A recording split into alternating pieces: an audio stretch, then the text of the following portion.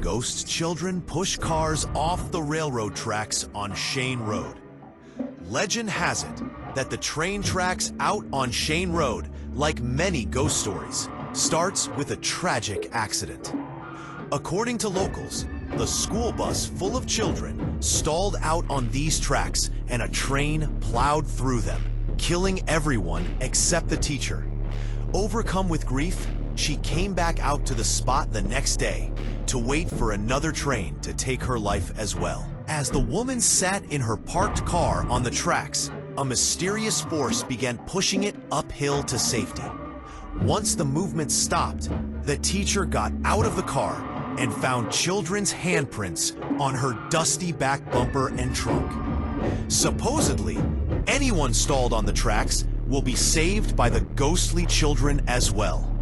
So anyway, the year was 1975. We had been to the ghost tracks many times before, but this trip was different and stopped me from going ever again. It was a clear, cool Halloween night. I left the house about 10 p.m. to pick up the gang. There was first my girl Pamela, my buddy Leroy, then there was Lily and Tyshawn. We stopped at regular store stop to pick up some provisions and powder to dust the truck of the car.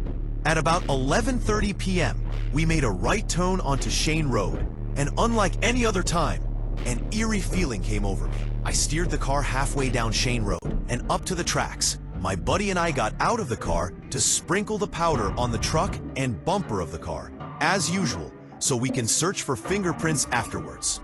My buddy and I got back in the car. I announced, "Okay folks, here we go." I pulled the car up on the tracks and came to a stop, put the car in neutral, and cut off the car lights and engine. It was very quiet. We waited for what seemed to be a longer usual time for the car to start moving, but it didn't. Suddenly, a mysterious fog began to engulf the car. One of the young ladies from the rear seat said, "What the hell is going on?" No one responded. We sat there for another minute or so. As the fog began to thicken, it was getting hard to see. And my buddy said, "I got a bad feeling about this. Let's not wait any longer, let's go." Everyone agreed that this was enough for the night. I put the car back in park and proceeded to start the car. Realizing my worst fears, the car simply clicked. I made sure the car was in park and tried again. Nothing. I also tried to turn on the car lights, but they wouldn't come on. Suddenly, there was a loud whistle that sounded remarkably like a train. I remember thinking, no, this can't be. About that time, we heard another train whistle, but this time it sounded a hell of a lot closer. I was looked to my right and to my left when my buddy yelled, "A train." Looking back to my right, I could see a bright light on the track barreling down on us. I again tried to start the car. It wouldn't start. Hearing the train whistle getting louder and the train light moving toward us at a fast pace, I said, "Everybody out." I was thinking we could push the car ourselves, but the car door wouldn't open. None of the car doors would open. I said, "What the hell?" We weren't sure how close the train was in the dark, thick fog. Sitting there in pure fright, I kept trying to start the car. Then my buddy yelled, "Put the car back in neutral." I yelled, "What?"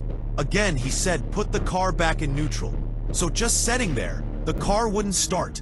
Doors wouldn't open. Hell, the windows wouldn't even let down. I slammed the car gear back into neutral. The train whistle getting louder and louder. The train light moving closer. The car began to very slowly move forward, inching over the tracks little by little, up over the top and down the other side.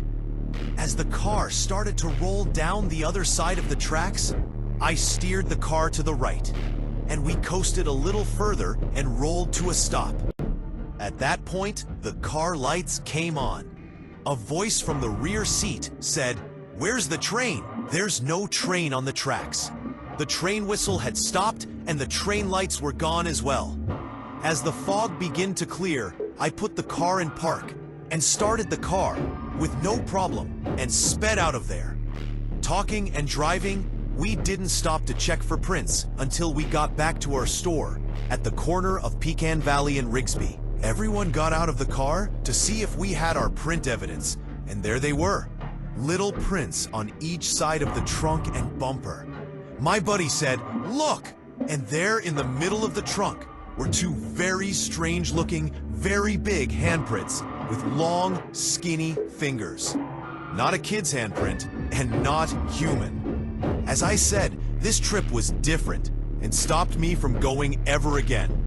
Ghost fog, ghost train, ghost kids, and strange handprints. I haven't returned to the ghost tracks to this day, and never will.